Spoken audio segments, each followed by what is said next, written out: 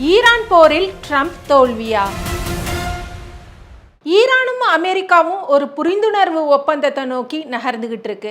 எல்லாம் சரியாக சென்றால் வெள்ளிக்கிழமை, அதாவது ஜூன் 19, ஈரானும் அமெரிக்காவும் போரை நிறுத்தி கொள்ளும் அந்த ஒப்பந்தம் சுவிட்சர்லாந்தில் கையெழுத்தாகும். அதை அமைதி ஒப்பந்தம்ன்றதை விட புரிந்துணர்வு ஒப்பந்தம் என்றே சம்பந்தப்பட்ட நாடுகள் அழைக்கின்றன. காரணம், அமைதி ஒப்பந்தம் சட்டப்பூர்வமான பிணைப்பு கொண்டது, ஆனால் புரிந்துணர்வு ஒப்பந்தம் அப்படியானது இல்லை. ஒப்பந்தம் எந்த வகையில் இருந்தாலும் சரி, அது நிறைவேறட்டும்னு உலக நாடுகள் எதிர்பார்த்து காத்து கொண்டிருக்கின்றன. காரணம், மாடர்ன் உலகம் சமீப காலங்களில் கண்ட போர்களைப் போல இல்லாம இந்த போர் எரிசக்தி விநியோகத்துல பாரபட்சமின்றி உலக அளவுல பாதிப்புகளை ஏற்படுத்தி இருக்கிறது. மிகுந்த எதிர்பார்ப்பை உருவாக்கியுள்ள அந்த ஒப்பந்தத்துல என்ன இருக்குன்ற டீடைல் இதுவரைக்கும் பொதுவெளியில வெளியாகல.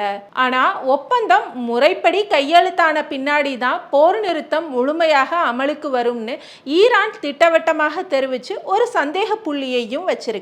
முதல்ல ஒரு சின்ன ரீவைண்ட் செய்வோம். 4 மாதங்களுக்கு முன்னாடி இஸ்ரேலும் அமெரிக்காவும் ஈரான் மீது தாக்குதலை தொடங்கியது. ஈரானோட அணு ஆயுத தயாரிப்பை நிறுத்துவதற்காகவே இந்த தாக்குதல்னு விளக்கமும் கொடுத்தாங்க. ஆனா முதல் தாக்குதலில் ஈரானின் பள்ளிக்கூடத்தில் 170+ குழந்தைங்க உயிரிழந்தாங்க. ஈரான் இஸ்ரேல் தாக்குதலுக்காக சொன்ன காரணத்துக்கும் பள்ளிக்கூடம் தாக்கப்பட்டதற்குமான தொடர்பு என்னன்னு இதுவரைக்கும் கேள்விக்குறியாவே இருக்கு. ஈரானின் உச்ச தலைவராக இருந்த அயத்துல்லா அலி காமேனி பிப்ரவரி 28, 2026, அதாவது போர் தொடங்கிய நாளில் முதல் 12 மணி நேரத்துக்குள்ளேயே கொல்லப்பட்டார். இனி அடுத்து யார் உச்ச தலைவராக வந்தாலும் கொல்லப்படுவார் என்ற எச்சரிக்கையும் அமெரிக்கா விடுத்தது. அவரை தொடர்ந்து ஈரானின் பாதுகாப்பு கவுன்சில் செயலர் அலி லாரிஜானி இஸ்லாமிய புரட்சிகர படையின் தளபதி என பலரையும் தீர்த்து கட்டியது அமெரிக்கா. இந்த தாக்குதலுக்கு ஈரானும் பதிலடி கொடுக்க தொடங்கியது. உலகத்துக்கு அதிர்ச்சி கொடுக்கும் வகையில் சர்வதேச எண்ணெய் வர்த்தகத்தில் 25% நடக்கும் முக்கியமான ஹார்முஸ் நீரிணையை மூடியது ஈரான். கச்சா எண்ணெய் விலை விற்றென ஏறிச்சு. இந்தியா உட்பட உலக நாடுகள் ரஷ்யாவிடம் எண்ணெய் வாங்கிக்கலாம்னு முந்தைய உத்தரவுல சிறிய தளர்வையும் சகாயமாக நல்கியது அமெரிக்கா. பக்கவாட்டு சேதாரமாக ஈரானுக்கு ஹிஸ்புல்லாக்கள் ஆதரவு கொடுக்க இன்றளவும் லெபனானை சிதைச்சுக்கிட்டு இருக்குது இஸ்ரேல். அமெரிக்க ராணுவ கட்டமைப்புகளுக்கு இடம் கொடுத்திருந்ததற்காகவே ஓமன், குவைத், சவுதி அரேபியா என வளைகுடா நாடுகளை ஈரான் அவ்வப்போது தாக்கியது. மேற்காசியா முழுவதும் போர் பதற்றம், பிற நாடுகளில் எரிசக்தி தட்டுப்பாடுன்னு பொருளாதார பாதிப்புகள் பரவலாச்சு. இந்த போர் எரிசக்தி துறையில ஈரானின் பொருளாதார செல்வாக்கு என்னன்றத உலகுக்கு உணர்த்தி இருக்கு. அதனால்தான் ஹார்முஸ் நீரிணையை பயன்படுத்த இனி சுங்கம் கட்டுங்கள்னு கெடிபிடியையும் ஈரான் அறிவிச்சிருக்கு. இந்த சூழல்ல தான் பாகிஸ்தான் மத்தியஸ்த முயற்சியால ஏப்ரல் 8 முதல் 2 வார கால தற்காலிக போர் நிறுத்தம் நடைமுறைக்கு வந்துச்சு. தற்காலிக அமைதி உடன்பாடுகள் 60 நாட்கள் வரை நீட்டிக்கப்பட்டு ஜூன் மாத மத்தியில போர் முடிவுக்கு வரும்னு அறிவிக்கப்பட்டது. இப்போது ஜூன் 19 நாம எதிர்நோக்கி கொண்டிருக்கிறோம். மேற்காசிய போர் என்ன செய்யும் என்ற பயத்தை உலகமே உணர்ந்துருச்சு. இந்தியாவில் பெட்ரோல் டீசல் விலை உயர்வும் சமையல் எரிவாயு விலை உயர்வும் ஏற்பட்டிருக்கு. உலக அளவில் ஏற்பட்டுள்ள பொருளாதார பாதிப்புகள் சரியாக இன்னும் சில மாதங்கள் ஆகலாம்னு பொருளாதார நிபுணர்கள் கணிக்கின்றனர். போர்ல வெற்றி தோல்வின்னு எதுவுமே இல்லை என்றாலும் ட்ரம்ப் நெத்தன்யாகுவிடமிருந்து வெற்றி அறிக்கையும் ஈரானிடமிருந்து அதனுடைய வெர்ஷன் அறிக்கையும் எதிர்பார்க்கப்படுறது. போரில் இழப்புகள் யாருக்கு அதிகம்னு எப்போதுமே கணக்கிடப்படுவது வழக்கம்தான். அந்த வகையில ஈரான் லெபனானில் உயிரிழப்புகள் அதிகமாக இருந்திருக்கு. அமெரிக்க ராணுவ பராக்கிரம அடையாளங்களான F-15 போர் விமானம், அப்பாச்சி ஹெலிகாப்டர்களை ஈரான் சுட்டு வீழ்த்தி இருக்கு.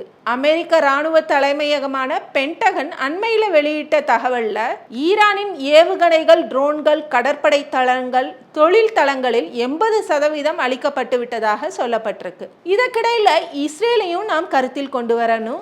ஈரான் எவ்வளவுக்கு எவ்வளவு பலவீனமாகிறதோ அந்த அளவுக்கு இஸ்ரேல் பாதுகாப்பு உறுதியாகும். அதனாலதான் ட்ரம்பை ஆபரேஷன் எபிக் ஃபியூரி என்ற இந்த கோர தாண்டவத்துக்கு நெத்தன்யாகு தூண்டிவிட்டிருக்கணும்னு சர்வதேச போர் நிலவர ஆய்வாளர்கள் கூறுறாங்க. 2025 அமெரிக்கா ஆபரேஷன் மிட்நைட் ஹேமர்னு ஈரானை 12 நாட்கள் தாக்கவும் நெத்தன்யாகு நெத்தன்யாகுவின் தூண்டுதலையே அவர்கள் காரணமா சொல்றாங்க. உலகமே காசா போர் பற்றி பேச நெத்தன்யாகு சாதுரியமாக ஈரானை பலவீனப்படுத்துதல், லெபனானை இன்னும் அதிகமாக தாக்குதல், காசா மீதான சர்வதேச கவனத்தை திசை திருப்புதல், உள்நாட்டுல தனக்கு இருக்கும் எதிர்ப்பை ஆறப்போடுதல்னு பல காய்களை நகர்த்தி இருக்கிறார்னு சொல்றாங்க அவங்க.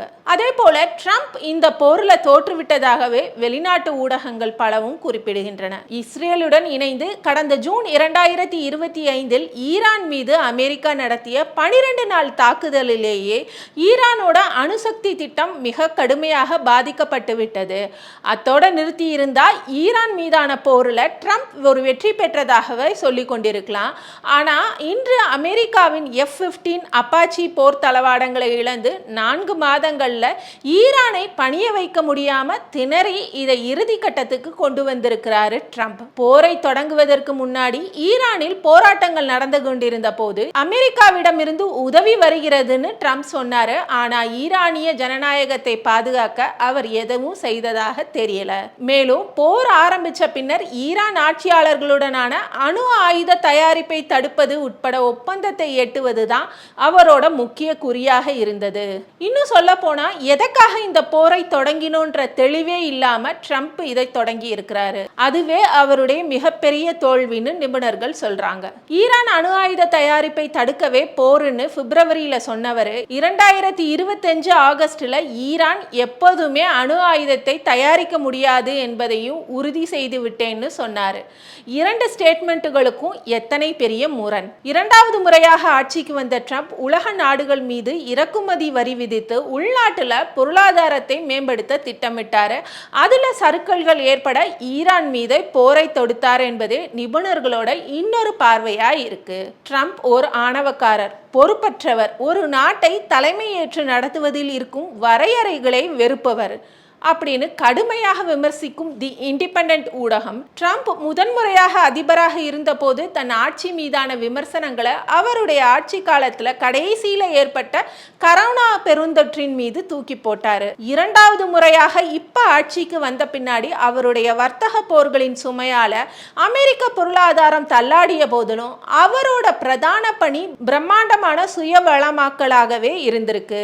அமெரிக்க அதிபர் டொனால்டு ட்ரம்ப் மற்றும் அவரோட முதலீட்டு ஆலோசகர்கள் நடப்பு ஆண்டுல முதல் காலாண்டிலேயே சுமார் 3700க்கும் மேற்பட்ட பங்கு வர்த்தக பரிவர்த்தனையை மேற்கொண்டிருக்கிறாங்கன்ற செய்தி அண்மையில் வெளியாகி மிரள வைத்தது நினைவிருக்கலாம். ஒரு நாட்டோட அதிபர் போரை அறிவிச்சார்னா அதற்கான காரணத்தை நாட்டு மக்களிடம் தெளிவுபடுத்த வேண்டியது அவசியம். குறைந்தபட்சம் நாடாளுமன்ற ஒப்புதலையாவது பெற்றிருக்கணும்.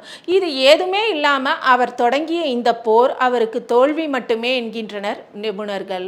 ஜனநாயக முறையில் தேர்ந்தெடுக்கப்பட்ட ஒரு அரசாங்கத்தில் இருப்பவர்கள் தங்கள் அதிகாரத்தை பயன்படுத்தி நாட்டின் வளங்களை சொந்த லாபத்திற்காக பயன்படுத்தி கொள்ளும் ஆட்சி முறை கிளப்டோக்ரசின்னு அழைக்கப்படுது.